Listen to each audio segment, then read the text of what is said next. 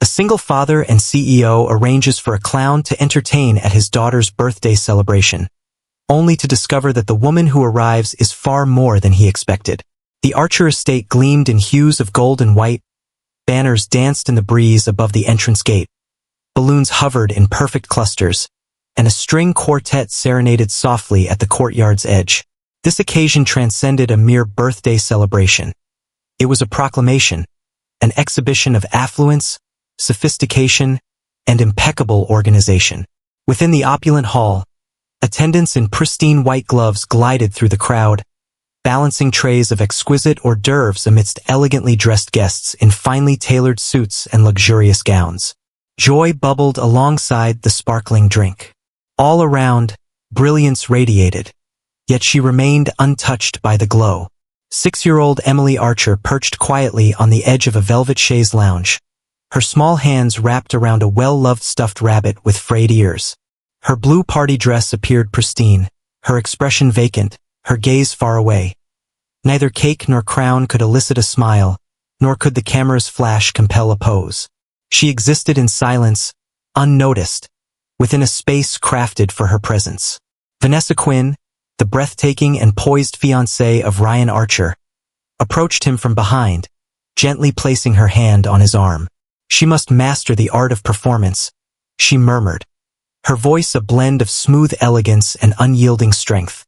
Smiling is an art, and she will require it to navigate her journey in our world. Ryan remained silent for a moment, his gaze locked on Emily. She isn't prepared, he whispered. It has merely been a year. Vanessa tilted her head, her diamond earrings glimmering in the light of the chandelier. Grief is one experience, but this time has stretched on endlessly. Ryan averted his gaze, his jaw clenched in tension. Let's simply navigate through the day. At that moment, a flustered woman approached the gate, dragging a suitcase brimming with vibrant props and sporting a worn rainbow wig. Callie Bloom found herself running late. Her bike chain had given out just 3 blocks from her destination, forcing her to sprint the remainder of the journey in oversized boots that flopped with each hurried step. The security guard positioned himself in front of her. Are you feeling a bit lost? Callie took a moment to steady herself. No, I'm the jester, reserved for the celebration, Callie the Cloud. She raised a printed confirmation, a bit wrinkled from her hurried movement. The guard regarded her with evident doubt. At that moment, Vanessa glided over, her eyes piercing. Is this the clown? She inquired of the guard, then pivoted to Callie, her brow raised in curiosity. I anticipated an individual who was more organized and timely. Apologies, Callie remarked, as she fiddled with her collar. Despite a few setbacks, I'm determined to create an unforgettable birthday celebration for Emily. Vanessa folded her arms across her chest. Simply avoid exacerbating the situation. Callie offered a subtle nod and stepped inside, acutely aware of the intensity of each gaze that followed her. Yet her gaze was solely fixed on one individual, Emily. The young girl gazed upward as Callie drew near. Callie knelt beside her, producing a sock puppet and deftly sliding it over her hand. Hello, she exclaimed, making the puppet wave in a playful tone. My name is Benny. I've heard that today marks your 6th birthday. Is that really the case? Or have I found myself at the incorrect gathering? Emily's eyelids fluttered. For a brief instant, there was silence, and then, almost imperceptibly, she nodded. Callie beamed, her genuine smile illuminating her face.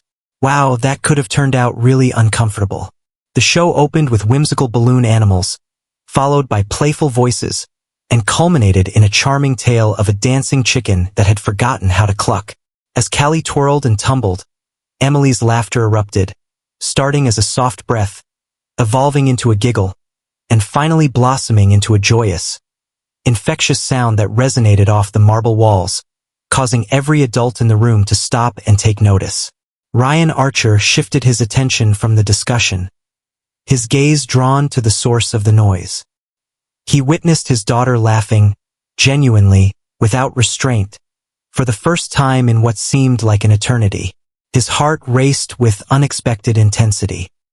He perceived Callie not as a jester, but as an individual who had arrived at a realm unattainable by others. As the audience applauded and the children erupted in cheers, Callie gathered her belongings, enveloped in a serene tranquility. She had accomplished her purpose. Just as she was about to step out, a thought struck her. She had forgotten her hand puppets by the fountain inside. She re-entered the room, slipping in quietly, overlooked by the majority. Near the side hall, she caught a sharp voice slicing through the air like a blade of ice. "Do not utter a single word to him about this. Do you understand?" Callie stood still. Vanessa's voice, now nearer, echoed in the air. "If you share anything we discuss with your father, I will gleefully toss every single toy you have into the trash," Emily whimpered. Callie emerged from her hiding place behind the column. "That will suffice." Vanessa pivoted, her expression swiftly shifting into the facade she presented to the world. "Beg your pardon? I heard it all," Callie said, her voice trembling yet unmistakably clear. "You made a threatening remark towards a child. That is unacceptable behavior. You're merely a jester. Do you honestly believe that anyone here would side with you instead of me?" Callie gazed out at the throng gathered in the courtyard. She elevated her tone. "I apologize for the interruption, but I must express my thoughts. Vanessa Quinn is treating Emily poorly when no one is around." The melody ceased. Discussions halted abruptly, leaving thoughts hanging in the air. Attention was captured. Ryan hurriedly made his way toward the disturbance. "What on earth is happening?" Callie remained resolute. "I happened to hear Vanessa making threats towards your daughter." Vanessa gasped, unable to hold her tongue any longer. "She's not being truthful, Ryan. She feels envious. She seems intent on sabotaging our engagement." Ryan fixed his gaze on Callie, his expression resolute. "Your role is to captivate the audience. So you arrive late, looking disheveled, and now you believe you have the answers for my child?" "I recognize the face of fear," Callie murmured softly, "and Emily feels a sense of fear towards her." Ryan's voice turned chillingly icy. "Do you really believe you're a hero? You're a contracted entertainer. This house is not meant for you. Leave now." Security approached her with purpose. Callie surrendered willingly. She glanced at Emily, who remained silently in the corner, and offered a smile despite the ache within. "Your courage surpasses your own understanding." As she was led away, Emily stepped forward with determination. Yet her voice felt too diminutive. No one caught her soft plea, "Stay away." Only the quiet remained. The imposing oak doors of the Archer estate closed behind Callie, leaving an echo of cold finality in their wake. She lingered solitary on the stone steps, the laughter and music from within fading gradually with each breath she took. Her hands trembled as she gripped the handle of her prop suitcase. The vivid hues of her clown makeup, now marred by unspoken sorrow, trickled down her cheeks like battle paint in a hasty withdrawal. She approached the gate deliberately, with each step weighing down more than the one before. The shimmer of the string lights rendered her costume appear even more lackluster. Her heart pounded, not out of embarrassment, but from the pain of loss. Once back indoors, the celebration continued as if the earlier incident had never occurred.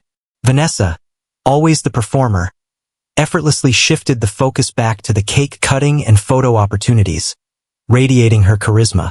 However, Ryan sat in silence, his jaw tight, his gaze wandering to the hallway where Callie had lingered just moments ago. The essence of the fire in her voice remained, echoing in the air. In the upper room, a tiny visage emerged from the shadows of a curtain. Emily lingered by her bedroom window, her small fingers gently resting on the glass. Her gaze swept over the driveway, meticulously examining each face until it landed on the one she had been seeking, Callie. The woman who had knelt beside her made playful sounds, granting her the freedom to laugh, and then rose to shield her when no one else would. Emily clutched the stuffed bunny in her arms with a firm grip. Its left paw displayed a delicate pink heart that Callie had sketched earlier, softly conveying, "This is your courage button." She clutched it tightly, applying a soft pressure, longing for it to possess true enchantment. Below, Callie arrived at the gate. She hesitated at the threshold, compelled to glance back one final time before venturing into the street. Her gaze ascended, exploring the windows, and then, here, a silhouette, diminutive and motionless. Emily. Callie lifted her hand with a delicate slowness, presenting the faintest wave, her fingers quivering slightly. Emily placed her hand against the glass and stepped back. No one witnessed it except for the stars. Callie continued on her path after that. She refrained from reaching out to anyone and chose not to share anything on the internet. She quietly made her way back to the small room she shared with her younger brother on the other side of town. The fluorescent kitchen light flickered to life as she entered, and the kettle let out a sharp whistle from the stove. Her brother glanced away from his homework at the table. What was the vibe of the party? Callie let her bag fall to the ground, sank into her seat with deliberation, and released a breath that had been trapped in her chest for far too long. She dabbed at her face with a kitchen towel, observing the red, blue, and white blend into a muted gray. I brought a smile to a little girl's face, she said gently. While I managed to unsettle quite a few adults, he grinned. That resonates with you.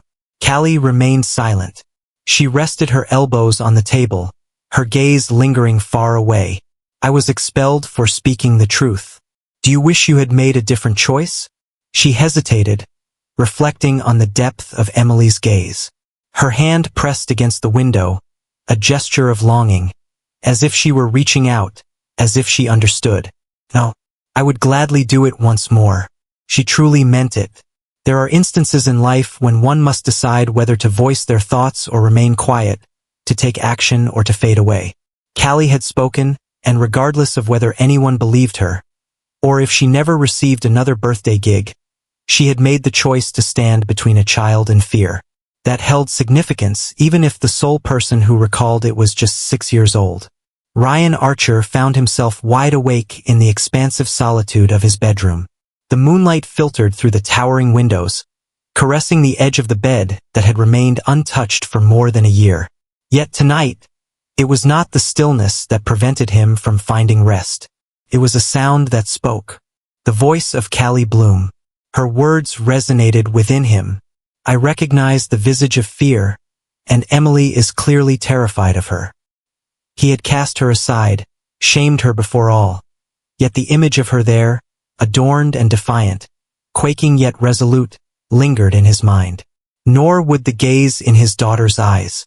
As the evening wore on and the last of the guests trickled out, Ryan made his way to see how Emily was doing. She had already nestled into her blanket, the plush rabbit cradled in her arms. Yet she remained wide awake. She didn't even flinch when he walked in. He leaned down to press his lips against her forehead, and she recoiled slightly. It was understated, almost unnoticed, yet it occurred. In the shadows, it echoed in his thoughts endlessly. Recoil. Flinch. He propped himself up, fingers combing through his hair.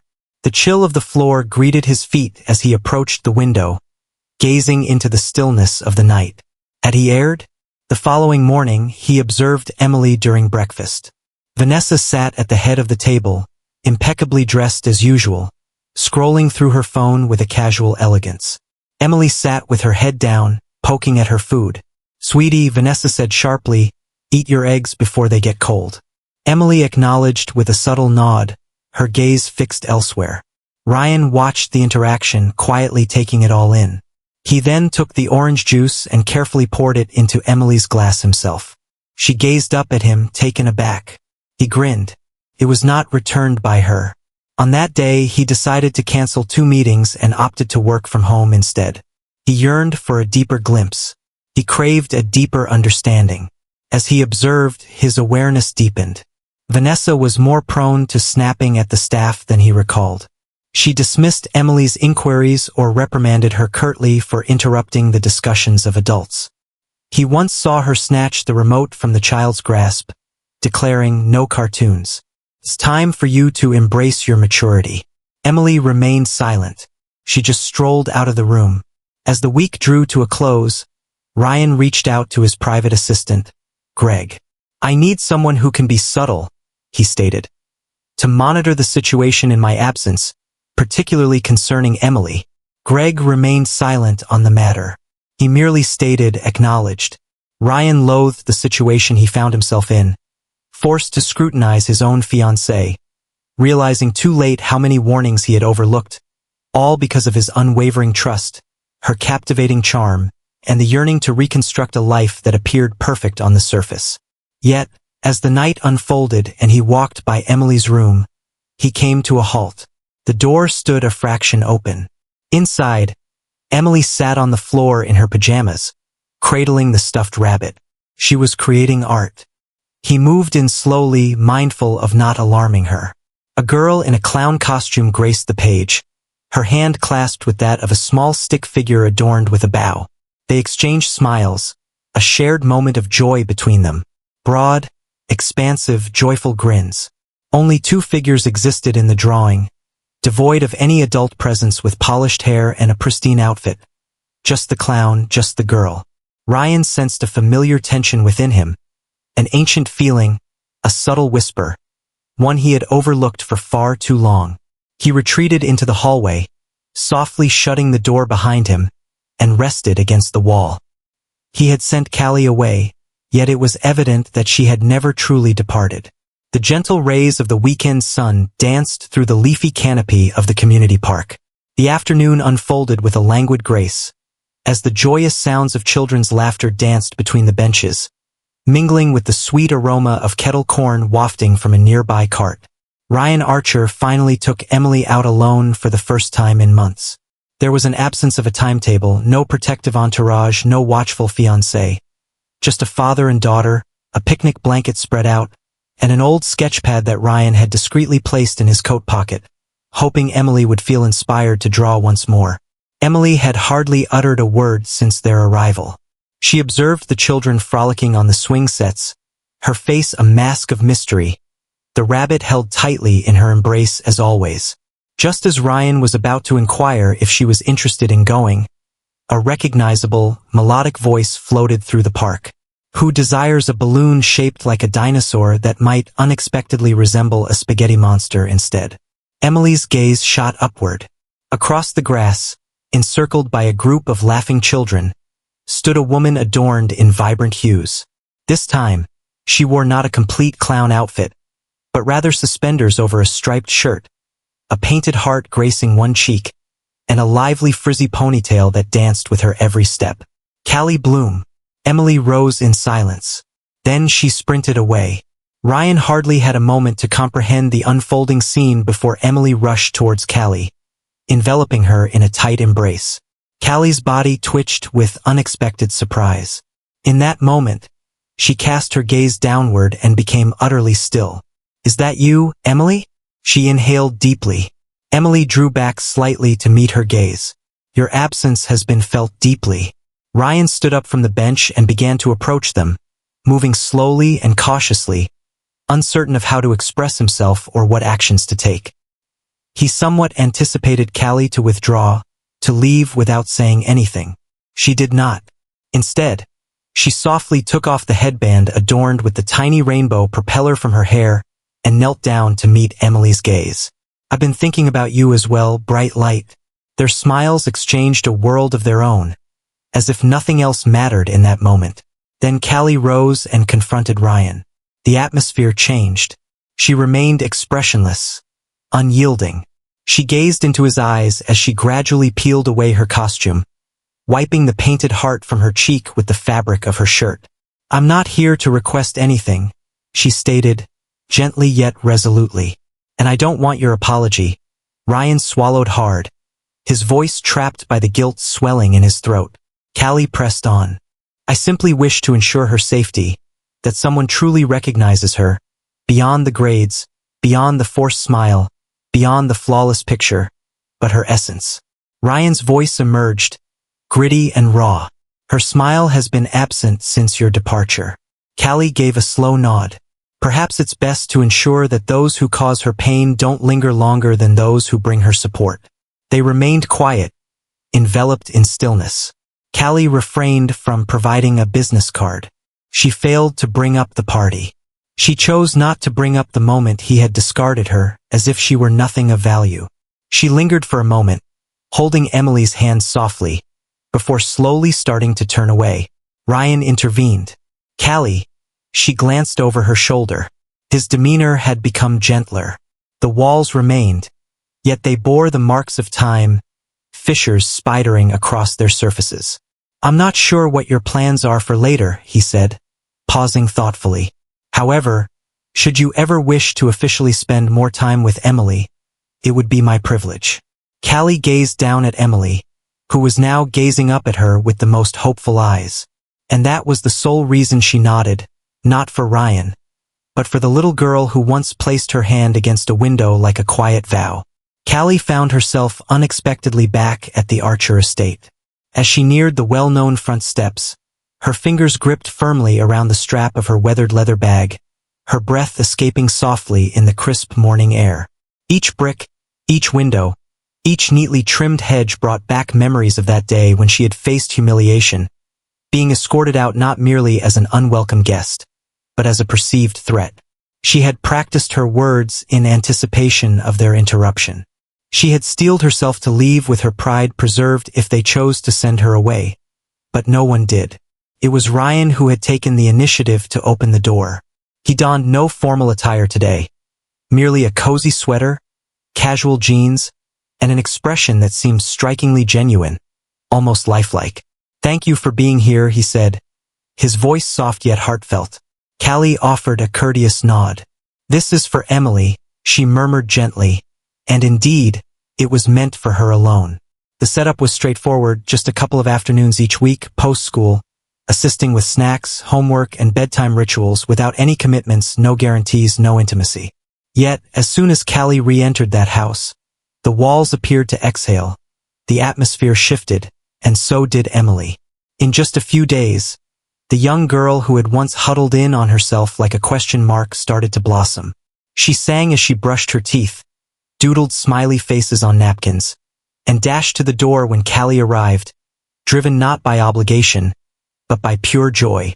The house staff were the first to observe, murmuring about the change, the way Emily now skipped instead of walked, how she clutched her bunny with one hand while wrapping the other around Callie's waist. Callie arrived with an abundance of crayons, shoeboxes, paper towel rolls, and an excessive amount of glitter as usual. She guided Emily in constructing cardboard castles and unseen realms, where the principles were rooted in kindness and laughter echoed freely, unrestricted by volume. Her lullabies, though scratchy and off-tune, enveloped the room in warmth. Each night, she read to Emily until her voice became hoarse, and the little girl's eyes fluttered shut mid-giggle. Ryan began to linger at home more during the evenings. Initially, it was framed as a necessity to catch up on tasks, a laptop resting on the couch, a phone call echoing from the home office. However, as time passed, the justifications dwindled, and he remained without reason. At times, he would pause outside Emily's door, drawn in by the sounds within. Callie's voice floated in, a melody he hadn't realized he longed for. "You're safe now, my dear," she would murmur as Emily slipped into slumber. Her words carried weight, as if they were familiar, perhaps spoken in solitude or to an unhearing audience. One evening, Ryan strolled past the living room and came to a halt. Callie and Emily were seated on the floor, their legs crossed, amidst a vibrant array of crayons and coloring books. The illumination was gentle, the atmosphere serene. Ryan lingered in silence, blending into the background. "Does purple grass exist?" Emily inquired, her chin tilted thoughtfully. "In certain realms, it indeed does," Callie replied. "In yours?" Callie beamed effortlessly, particularly in my presence. Ryan also smiled. A gentle warmth unfurled within him. A sensation long dormant began to awaken softly. Once again, the morning light revealed Callie kneeling by the shoe bench, diligently tying Emily's laces. She hummed softly, and Emily rested her small head against Callie's shoulder as if it were the most natural thing in the world. Ryan lingered in the hallway, unseen, yet in that instant, he experienced a sense of presence that he hadn't felt in ages. He started crafting excuses to return home sooner. A postponed meeting, a spreadsheet he could complete on his iPad, anything to join her for dinner. anything to witness her gently pour milk into Emily's cereal with both hands steady and kind. They started to engage in deeper conversations, initially focusing on Emily, how she was enjoying better sleep and eating more. Gradually, they shifted to lighter topics, discussing favorite books, nostalgic cartoons, and the most challenging jobs they had ever held. Then emerged the more profound narratives. Callie shared her thoughts on her brother, on the struggle of cobbling together work to cover hospital expenses, on how life had shown her the importance of being vocal when others fell silent and compassionate when others were harsh. Ryan shared with her the profound silence that enveloped him after his wife's passing, the deep ache of quietude, the weight of maintaining a facade of composure while he felt shattered within, the missteps he had taken, not only in his role as a father but also as a man hesitant to embrace vulnerability once more. Callie remained steadfast, offering no judgment, simply absorbing every word with complete sincerity. In that moment, he came to the profound realization that her comprehension extended beyond Emily. It encompassed him as well. One night, long after Emily had drifted off, they found themselves seated across from each other at the kitchen table. Tea in hand, now cold, their shoulders relaxed in that familiar manner that arises when two individuals have shed all pretense.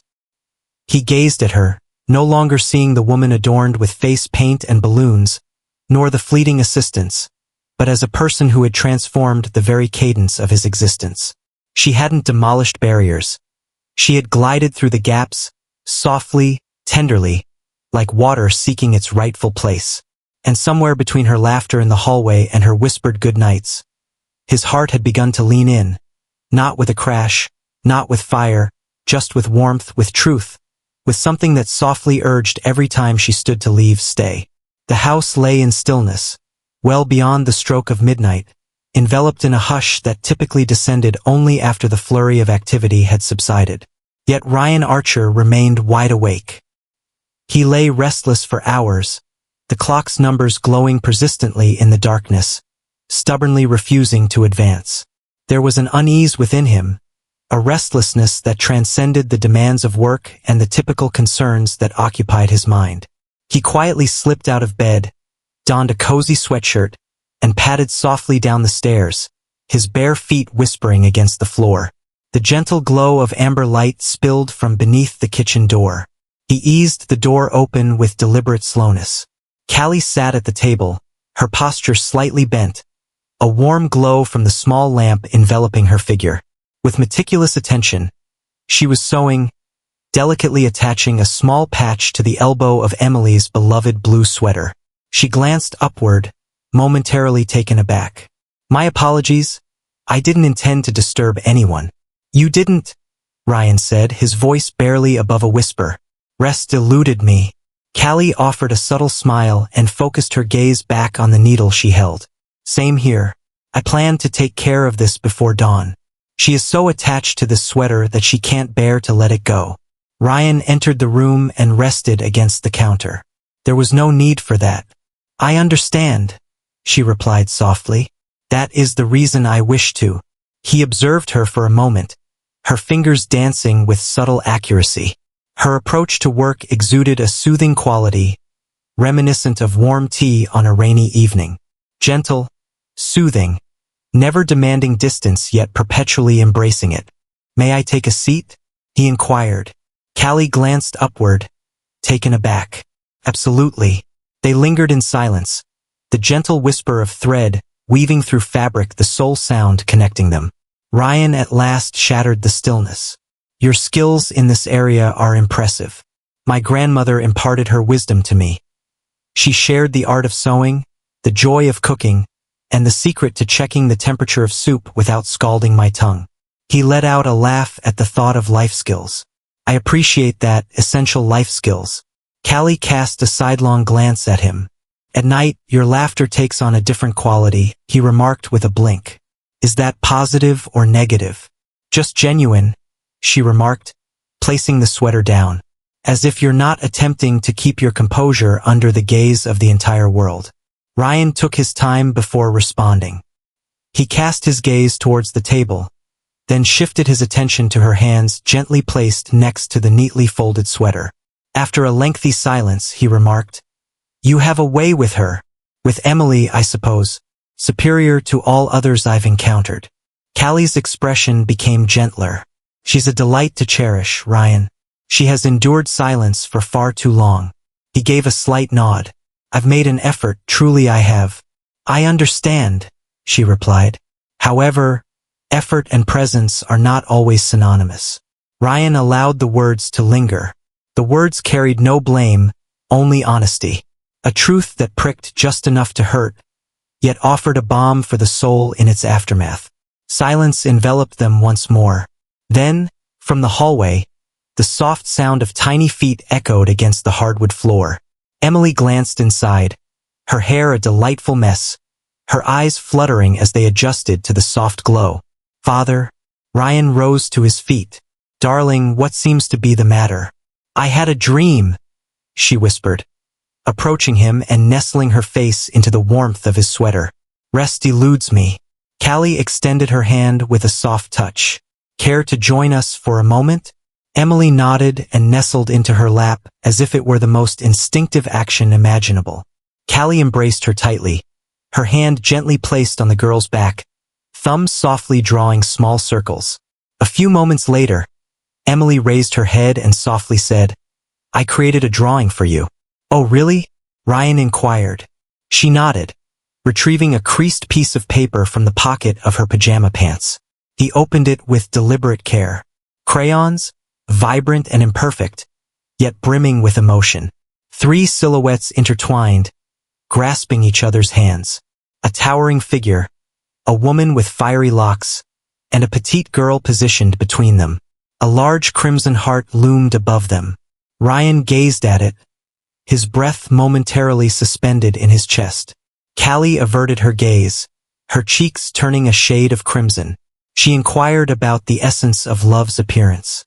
I mentioned to her that it appears as though those who remain are the ones who truly belong. Ryan looked at her, the gentle contours of her face illuminated by the warm light of the kitchen lamp. Do you really believe that's who we are? Callie locked eyes with him. I believe that's what she wishes for. With meticulous care, he folded the drawing and set it gently on the table. The picture is beautiful, he murmured gently. Everything. Callie beamed. She has a keen sense for narratives. Ryan gazed at Emily, who was now peacefully resting against Callie's shoulder, and a quiet voice within him murmured once more. Likewise, you do as well. The atmosphere in the Archer residence had become more subdued in recent weeks. Ryan returned home sooner. He smiled more often. Emily's laughter rang out, unrestrained and joyful. And what about Callie? Callie remained present, neither as a visitor nor as an employee. She had seamlessly woven herself into the flow of it all. Yet not all were satisfied. Vanessa Quinn, who once commanded the hallways with heels that resonated like gongs, had become more frigid, more cutting. Her smiles felt strained, her touch increasingly possessive. Ryan observed the quiet adjustments she made, the sidelong looks directed at Callie when the eyes of others were averted, and the way Emily's demeanor shifted with Vanessa's arrival. That evening, Ryan arrived home unexpectedly, having come back early from a rescheduled board meeting. He entered through the side door, anticipating a serene atmosphere. Instead, he was met with a cacophony of shouts. He approached the living room, his footsteps measured and deliberate. The voices became more distinct. Do you really believe you can take my place? Vanessa let out a sharp hiss. Strolling through this house as if you have a rightful place here? You are insignificant, merely a regrettable choice in cosmetics and pre-owned sweaters.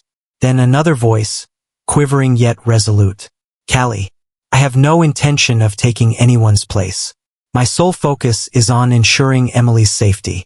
Ryan arrived in the hallway just as he caught the faint sound of something sharp slicing through the air. Vanessa's voice became sharp and biting. Do you really believe you've stepped into the role of a mother now? Lay a finger on her once more and I promise you will regret it.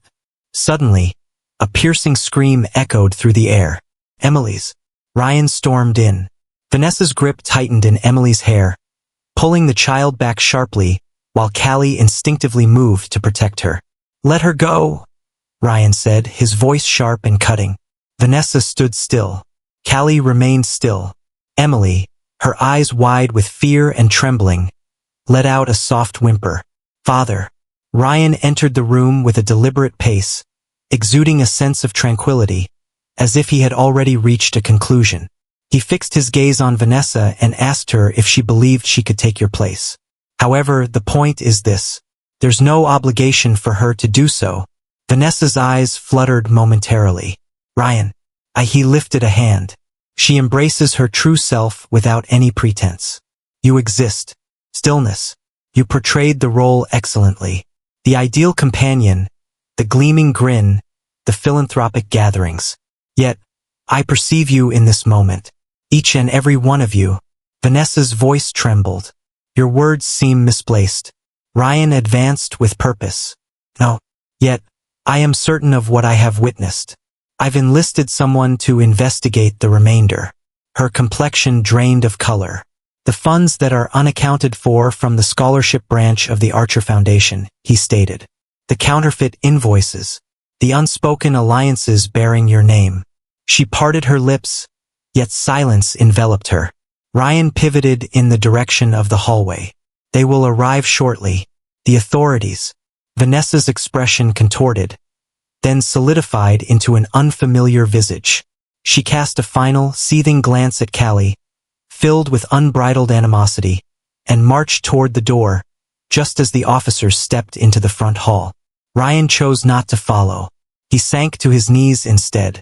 Emily continued to shake. Callie knelt beside her, enveloping the child in her embrace. Ryan made contact. I'm present, he murmured. Emily pivoted, gradually, filled with doubt. She gazed into her father's face, truly observing. In that moment, she threw herself into his embrace. He embraced her firmly, as he ought to have done months prior. Callie leaned back a bit, her eyes glistening with tears.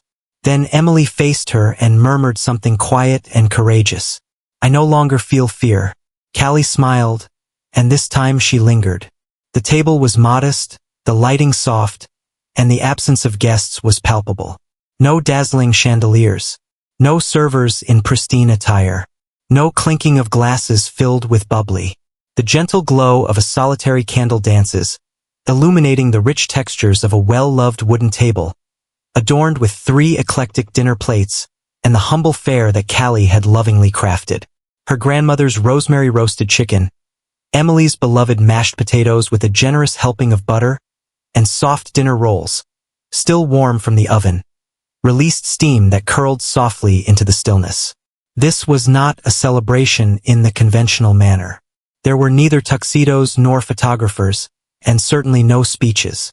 Just Ryan, Callie, and Emily, 3 chairs, 1 tranquil evening, and an unvoiced tension that hung in the air between them, as soft and soothing as the glow of the light.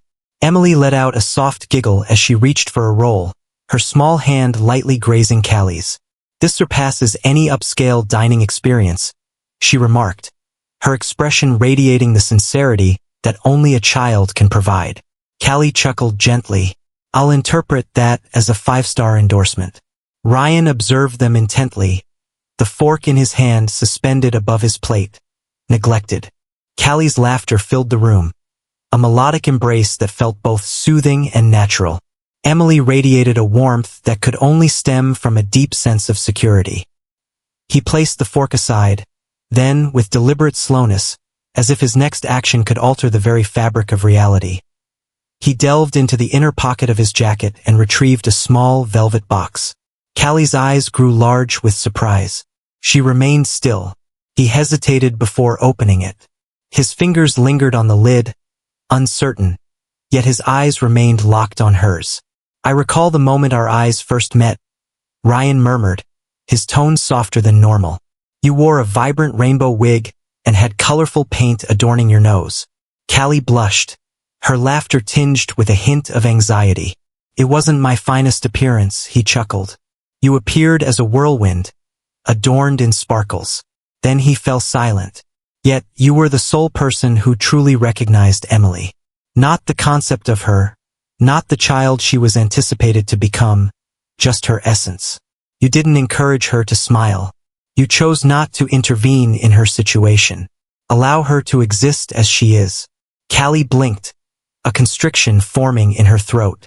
Not only did you bring a smile to her face, he went on. You restored her voice. And you bestowed upon me my own, as he unveiled the box. Within lay a straightforward silver band, unembellished, sincere. I'm not seeking perfection, he stated. I don't require flair or refinement. I seek authenticity. I seek the individual who remained, who was present during the tough times, who had faith in a little girl when no one else did. His voice quivered. Callie, you were never merely the entertainer we brought on board. You are the one my heart has selected. Callie pressed her hand to her mouth, her other hand quivering in her lap. Her eyes glistened with unshed tears. Before she could gather her thoughts, Emily leaned across the table and softly pulled on Ryan's sleeve. I select her as well, she murmured. Eternally. Callie's tears flowed, yet her smile shone brightly. It seems I find myself in the minority. Ryan extended his arm across the table, gently grasping her hand in his. She guided him. In that instant, there were no bright lights, no platform, no audience present, just a small family united not by lineage but by decision, by bravery, by a love that had faced trials, skepticism, and yet remained unyielding. Sometimes, home is not defined by where you come from. It's the one you create alongside those who support you, even in moments when others may not. At times, it only requires a single individual with the courage to advocate for what is just, even in the face of disbelief from others. Callie was never merely a clown. She illuminated the shadows, spoke for the voiceless, and possessed a heart that mended not only a young girl but an entire family. If this narrative resonated with you, evoked the essence of compassion, or instilled a belief in new beginnings, we warmly welcome you to continue this journey with us. Join us at Soul-Stirring Stories for more authentic narratives filled with love, bravery, and the journey of redemption. Narratives that not only captivate but linger in your mind long after the last page is turned. At times, it is the most straightforward tales that offer us salvation. Until next time.